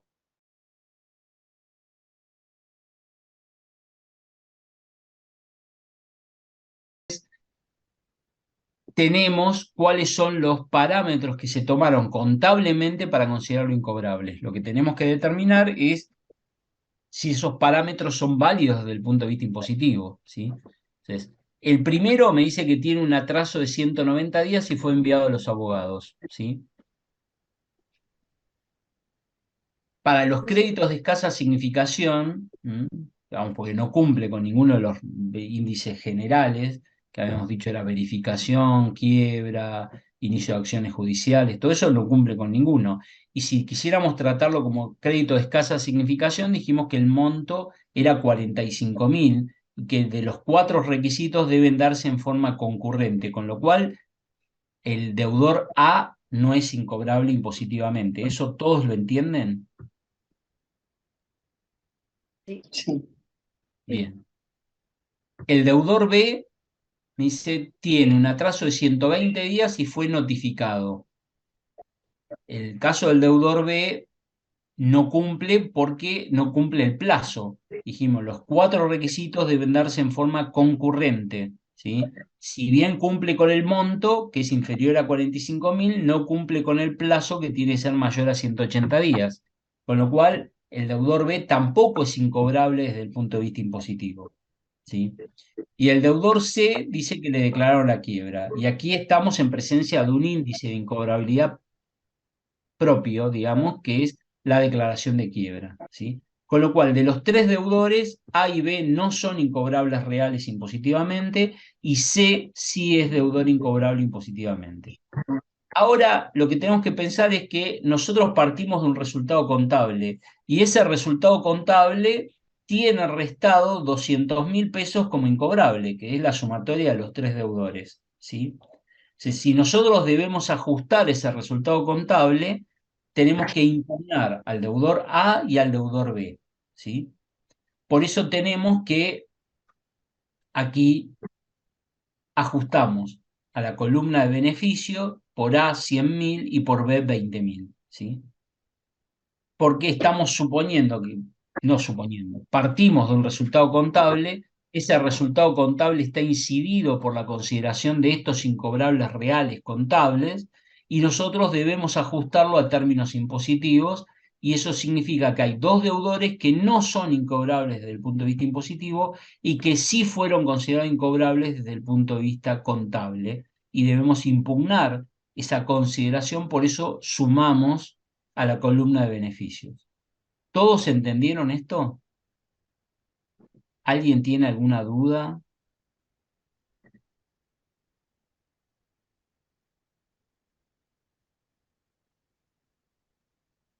Sí, se entendió perfecto. Bueno, muy bien. Insisto en que sería bueno que prendan las cámaras porque por lo menos uno puede verles las caras. Profe, ¿puedes volver a repetir lo de por qué está en la columna B? Puedo volver a repetir, por supuesto. Decía entonces que sería bueno que prendan las cámaras por lo menos para vernos las caras. Es bastante feo hablarle a una pantalla negra. Así que les agradezco a aquellos que la prenden. Bien, volvamos. Partimos de un resultado contable, eso lo tenemos claro, porque nuestro punto de partida es el resultado contable. Aquí lo que me dice es que desde el punto de vista contable utilizaron el criterio de incobrables reales y que los incobrables reales contables son A, B y C, ¿sí? Nosotros hicimos el análisis impositivo y determinamos que de los tres deudores hay uno solo que es incobrable real impositivo, ¿sí? Entonces, si los tres fueron deducidos contablemente, ¿cómo hago para ajustar el resultado contable y llevarlo a términos impositivos? Tengo que anular el efecto contable, ¿eh? Que es que dedujeron al deudor A por 100.000, al deudor B por 20.000, cuando no correspondía. Por eso lo estoy sumando a la columna de beneficio. Estoy aumentando el beneficio contable en 120.000. ¿Por qué? Porque el resultado contable tenía deducido 120.000 en concepto de incobrables que no son tales impositivamente. ¿Mm? Ese es el Ok, motivo por el cual. gracias. ¿Eh? Bien. El segundo ejemplo complica un poco más la cosa. ¿Por qué? Porque dice, no, desde el punto de vista contable se sigue un sistema de previsión para incobrables. Y desde el punto de vista impositivo seguimos con los incobrables reales, ¿sí? Desde el punto de vista contable nos da el movimiento de la cuenta de previsión y los deudores son los mismos de antes, son los mismos tres de antes, ¿sí? Entonces nos da el movimiento de la cuenta de previsión. El saldo inicial eran 300.000. Se afectaron en el ejercicio los tres deudores famosos que ya conocemos, que son A, B y C, que tienen las mismas condiciones que tenían antes. Se constituyó contablemente una previsión para el ejercicio de 120.000 y el saldo final de la previsión es 220.000. ¿Qué ajustes debemos hacer al resultado contable para llevarlo a términos impositivos? Ya sabemos que el único incobrable real impositivo es C, que es 80.000, ¿sí? Entonces, lo que tenemos que ver es cómo ajustamos el resultado contable. Mm. Profesor, ahí no podríamos Pero- poner 40.000 en beneficio directamente. Sí, es lo mismo, está puesto así para que todos Sí. entiendan de dónde sale el ajuste. Eh, ¿Todos entienden cómo está hecho el ajuste? Profe, una ¿Alguien se pregunta. anima a explicarlo? Esos 120.000 que aparecen ahí, ¿salen de la cuenta esa que usted nos dijo del saldo incobrable de los últimos 3 periodos? No, Ah, no, no, no, no, no. Los 120.000, fíjese usted, a ver, vamos por parte. Los voy a poner en un brete, porque les voy a preguntar, ¿la cuenta previsión para incobrables es una cuenta de resultados? Contablemente hablando, ¿no? ¿qué ¿Listo? regularizadora? Es una cuenta regularizadora. Muy bien, perfecto. Vamos bien. Analicemos los movimientos de la cuenta previsión para incobrables. ¿Qué asiento se hizo cuando se afectaron los deudores a la cuenta de previsión para incobrables? Deudores por venta, previsión de deudores incobrables. En realidad debe haber sido al revés, supongo, Sí, ¿no? sí. Sí. Bien. Pero bueno, estaba bien orientado. A ver, esto quiere decir que resultados no tocó, porque si hizo previsión para incobrables a deudores por venta y previsión para incobrables a regularizadora del activo, ni los 100, ni los 20, ni los 80 fueron a resultados, ¿sí? ¿Estamos de acuerdo? ¿Eh? Débora, me parece que tenés tu micrófono abierto. Gracias, Silvia. Perdón. Entonces, dijimos, No, de nada, había la interferencia, perdón. afectación de los deudores a la cuenta de previsión, como bien dijo Lucas, el asiento es previsión a deudores por venta. Esto quiere decir que nunca tocó el resultado contable, ¿sí? ¿Estamos? ¿Todos entienden eso? L- Supongamos que lo entienden y si no, manifiéstenlo y lo volvemos a explicar. ¿Eh? No te escuché. Dijimos que la cuenta previsión para incobrable es una cuenta regularizadora del activo, ¿sí? Y que el asiento que se hace para afectar los créditos a la cuenta de previsión es previsión a deudores por venta. Esto quiere decir que la afectación de los deudores incobrables reales contables, A, B y C, por 100.000, 20.000 y 80.000, no fueron al resultado contable, no tienen relación con el resultado contable porque se imputaron a la previsión contable para incobrables, mediante el asiento este que decíamos, que es previsión a deudores por venta. Así es. Quiere decir que eso nunca tocó el resultado contable, ¿sí? ¿Qué asiento se hace cuando yo constituyo la previsión contable por los 120.000? ¿Alguien podría decirnos?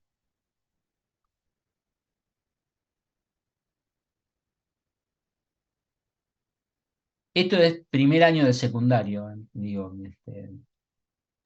Dale, Lucas, que movés la boca, pero no sale tu voz. No, no sé, profe, me voy a equivocar. Pero ahora se puede equivocar, no, no, no tiene No, ningún yo tenía entendido compromiso. Y va a ser cuando evaluado. empezamos, Estamos tratando de aprender y de pensar. Así que se puede equivocar todas las veces que crea necesario. Siéntase en paz y tranquilo. No, no. no, yo por lo que recuerdo, hacíamos la cuenta de resultado a la previsión. Perfecto, así es. Muy bien. Bárbaro. Quiere decir entonces, fíjese que de todos los movimientos de la cuenta previsión para previsión para incobrables, hay un solo movimiento que tocó resultados. ¿Mm? Ese movimiento es la constitución de la previsión, ¿sí? Por 120.000. Entonces, entendiendo que tenemos que ajustar el resultado contable para llevarlo al resultado impositivo. De todo lo que hemos visto, ¿qué tocó el resultado contable? Únicamente los 120.000 que usted acaba de decir, porque el asiento es resultados a previsión, ¿sí?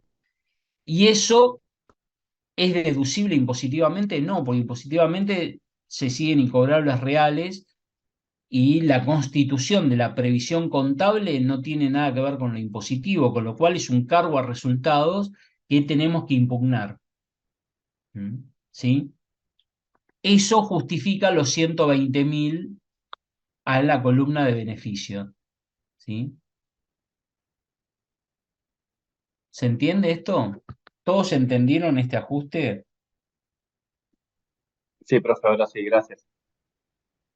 Profesor, ¿y cómo sería en el caso de que en realidad la previsión la haríamos desde el lado, punto de vista impositivo? Tendríamos un saldo inicial, A ver, digamos, primero entendamos esto. Terminemos con esto y si quiere después vemos eso. Pues si no, nos avanzamos y terminamos confundiendo más a todos los del resto de los compañeros. Que no sé si entendieron siquiera por qué ajustamos 120 a la columna de beneficio. ¿Eh? ¿Todos entendieron este ajuste que acabamos de hacer? ¿Hay alguien que no Yo lo hasta haya ahí entiendo, entendido? yo hasta ahí ¿Perdón? entiendo, lo que no entiendo es de dónde salen esos 300 que dicen previsión sí, eso ya no sé dónde salió. Eso es un dato. Ah, este es otro ejercicio. Claro, sí, sí. Ah, listo, listo, sí, sí, sí, bárbaro. Mm. No, ese I quiere decir saldo inicial, Débora. Él Claro, pone sí, Ah, sí, previsión saldo inicial 300 y después dice saldo ahora final entendí, 20. bien. no, Bueno, ahora sí entendí. luego, con los 120.000 a la columna de beneficio, lo que hemos hecho es ajustar el resultado contable, ¿sí? Luego nos falta el ajuste impositivo, porque tenemos que deducir los incobrables reales. Y el único incobrable real, y esto ya lo habíamos visto en el otro caso, y estos son los mismos, es C, que es 80.000. Esos 80.000 nunca impactaron el resultado contable porque se imputaron contra la previsión, con lo cual yo puedo deducir los incobrables reales y debo hacerlo, entonces el deudor C lo ajusto a la columna de quebranto, porque estos 80.000 nunca fueron imputados al resultado contable, ¿sí? Y con eso finalizo el ajuste, ¿sí? ¿Se entendió esto? Esto último. ¿Mm? Ahora vamos a lo que planteaba, creo que Karen, pero como conclusión de esto, les quiero que tengan en claro que primero tenemos que ajustar el resultado contable y luego hacer lo que corresponde impositivamente. Y esto como regla mnemotécnica para que ustedes lleven adelante el ajuste, porque siempre tengan presente que partimos del resultado contable y ese resultado contable tiene en cuenta los movimientos contables. Y si hay movimientos contables que no corresponden, no tienen su correspondencia impositivamente, debemos anularlos, ¿sí?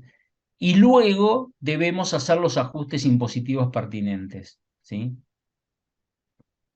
Entonces, Yo lo si, que, o sea, yo lo que entiendo, lo que me genera duda de esto es, nosotros partimos del resultado contable que son incobrables por 200.000 pesos. O eso es dato nada más. a ver, claro, nosotros partimos en el primer caso, pues aquí tenemos dos Sí, casos distintos. En el primer caso partimos de un sí, sí, resultado sí. contable que tenía deducidos como incobrables 200.000 pesos, efectivamente, de los Ok, cuales entonces en ese caso 120.000 no eran solamente, incobrables. ¿Perdón? exacto, lo saco en beneficio y listo. Ya me queda bien Exactamente, el contable, de acuerdo al exactamente. impositivo. Exactamente. Ok.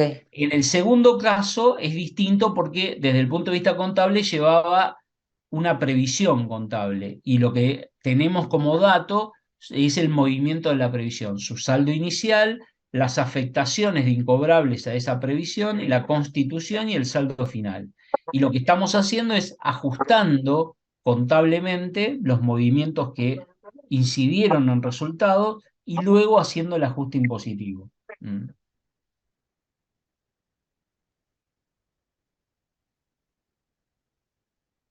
Bien, Profe, sí. Yo me perdí dónde, o sea, cómo se llegó al saldo final de 220.000. Los 220.000 son la sumatoria de 300.000 menos 100, 20, 80 más 120.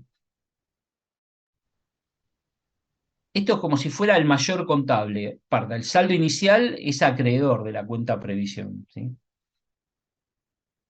Las afectaciones son débitos a la cuenta de previsión y la constitución es un crédito a la cuenta de previsión. El saldo final es acreedor nuevamente en 220.000.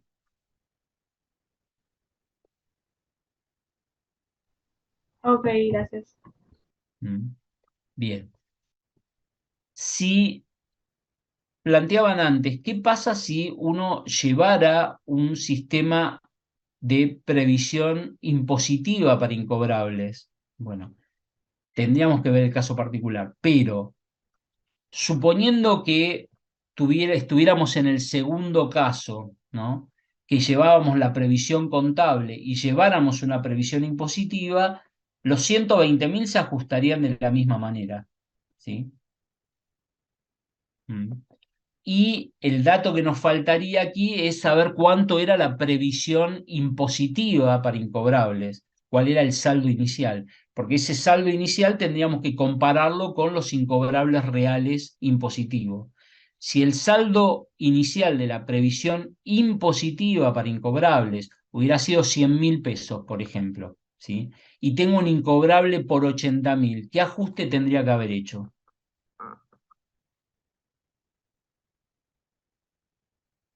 Repito el planteo para que se entienda. Estamos en el caso 2. ¿20.000 a quebranto? Repito para todos y para que piense usted también. Estamos en el caso 2 y lo que cambiamos respecto del enunciado es que desde el punto de vista impositivo llevamos una previsión impositiva para incobrables y que el saldo inicial de esa previsión impositiva para incobrables es 100.000 pesos. ¿Sí? Entonces, dijimos que lo primero que tendríamos que hacer desde el punto de vista impositivo, luego de ajustar el resultado contable, es comparar incobrables reales, que en nuestro caso sigue siendo 80.000, con el saldo de la previsión impositiva, que es 100.000. Esto quiere decir que tenemos un exceso de previsión de 20.000.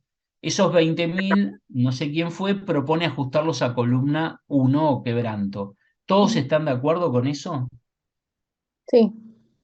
¿Sí? ¿Alguien más está de acuerdo? ¿Hay alguno que no esté de acuerdo con esto?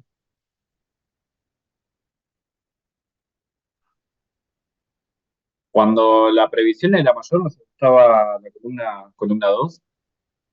Por ahí Es yo lo que entendí estoy mal. preguntando. ¿Usted me lo pregunta o lo afirma? No, no, yo te había entendido que cuando la previsión era mayor al incobrable real, se ajustaba a beneficio. Sí, Sí, sí, entendió totalmente. bien, por eso digo, ¿me pregunta o lo afirma? Lo firmo. Bien. A ver, yo en el ejercicio anterior deduje 100 como previsión impositiva. Si estoy comparando en este ejercicio y tengo un exceso de previsión por sobre los incobrables reales, el exceso se ajusta a beneficio, porque tengo que recuperar lo que deduje de más, ¿sí? Si yo lo voy a deducir, estoy deduciendo dos veces. Si tuve un incobrable real de 80 y una previsión de 100, quiere decir que previsioné en exceso. Ya deduje 100 en el ejercicio pasado, ahora tengo que ajustar ese exceso a beneficio. ¿Mm? No como un mayor quebranto. ¿Se entiende esto que digo? ¿Eh? Bien. Y después tenés que deducir la previsión del año. Luego faltaría ajustar, en este supuesto que yo lleve una previsión impositiva para incobrables, faltaría ajustar la constitución del ejercicio. Si la previsión del ejercicio hubiera sido 60.000, ¿qué ajuste tendría que haber hecho?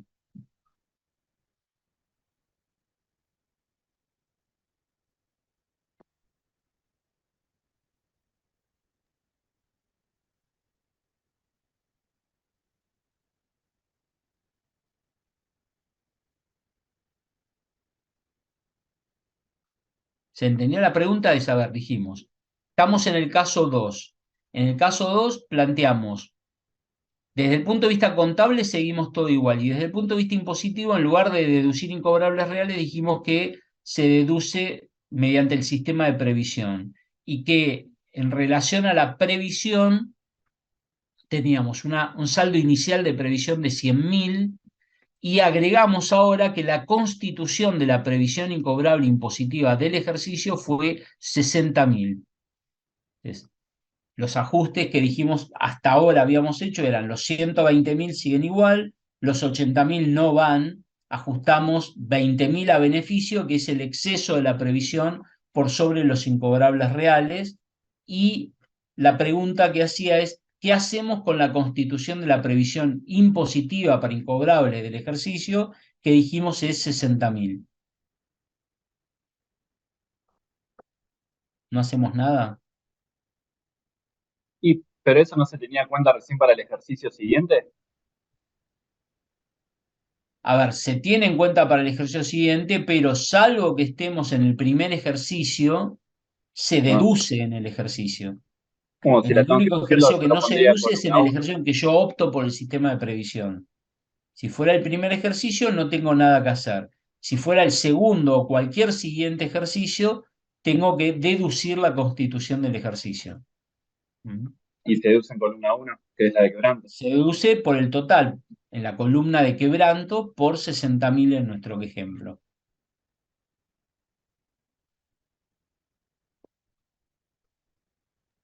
Pero igual Bien. en este ejemplo ya veníamos con previsión porque tenemos la del año pasado.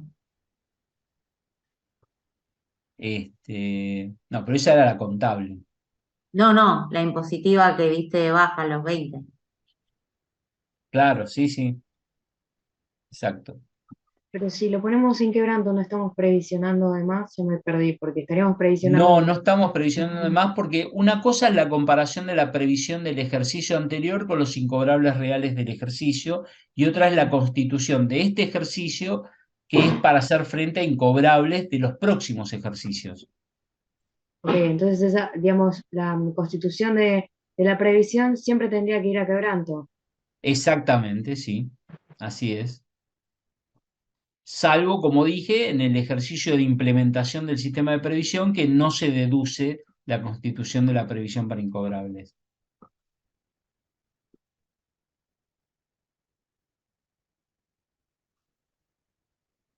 Bueno, no desesperen porque el miércoles van a ver con Silvia un ejercicio práctico de incobrables, El pero miércoles me toca a mí. así es, Bueno, por si no sabías, ahora te notifico. no, no sabía. Pero en el cronograma sí estaba, ¿eh? Claro, pero como me la pasé corrigiendo desde el viernes a la tarde, no vi. Muy bien. Bueno, Y no terminé, me falta un montón. qué mal, qué mal. Bueno, bien. Dudas, preguntas, no pudimos ver nada de diferencias de cambio, Silvia, pero bueno. Igual yo también tengo que dar ese ejercicio, ¿verdad? Sí, Quería escucharte lo de los intereses, porque eso también lo tengo que dar, pero no te ajá, escuché. bueno, pero lo dimos. Los alumnos entendieron tan bien que te van a explicar a vos el Sí, miércoles. pero me parece que es un chino esa parte. Como un chino. A mí me dijeron que les quedó re claro. Eh, Bueno, justo no te escuché, yo estaba por- haciendo por- otra cosa. pero tengo testigos, tengo como 24 testigos. No, no, sí, yo te escuchaba hablar de fondo, pero no te escuché. Bueno, bueno, ¿alguna duda, pregunta? Nos quedan 5 minutos que no voy a empezar con diferencia de cambio en 5 minutos porque los voy a terminar confundiendo más, pero eh, es muy importante y siempre nos pasa lo mismo respecto de este tema, que piensen en términos contables e impositivos. Siempre debemos tener presente que nuestro punto de partida es el resultado contable y que ese resultado contable es el que debemos ajustar para llevar a términos impositivos.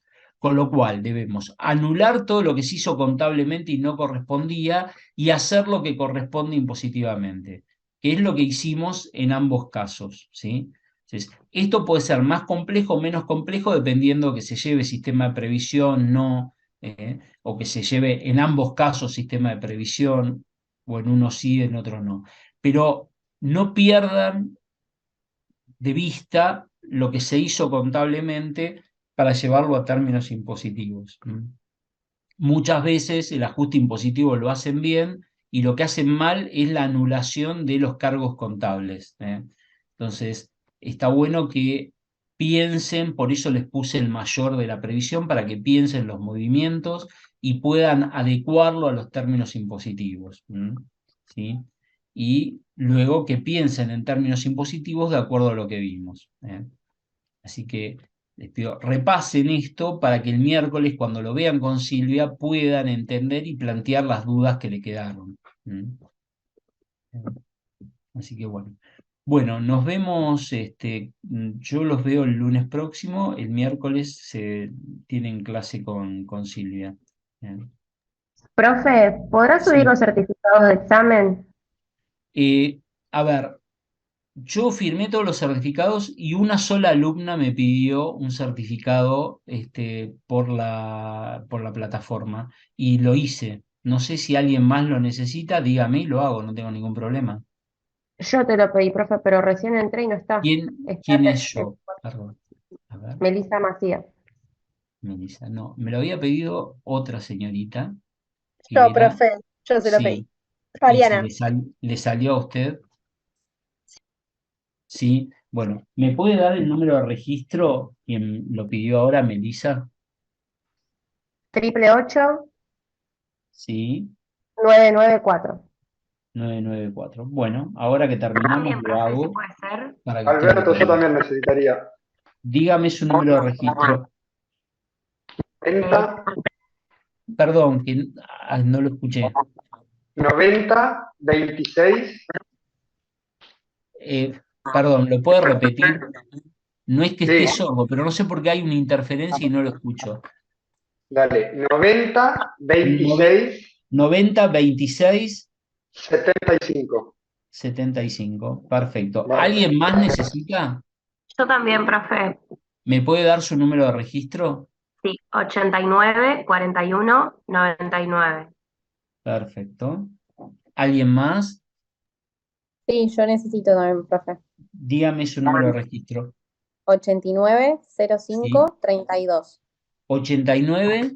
05 Sí, 32. 32. Perfecto. Gracias.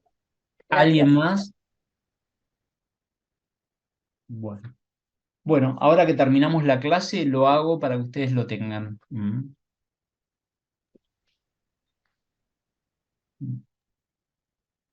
Bueno. Bueno, nos vemos se ven el miércoles con Silvia y nosotros nos vemos el lunes próximo. Gracias, profe. Buenas tardes a todos. Ahora. Hasta luego. Hasta el miércoles.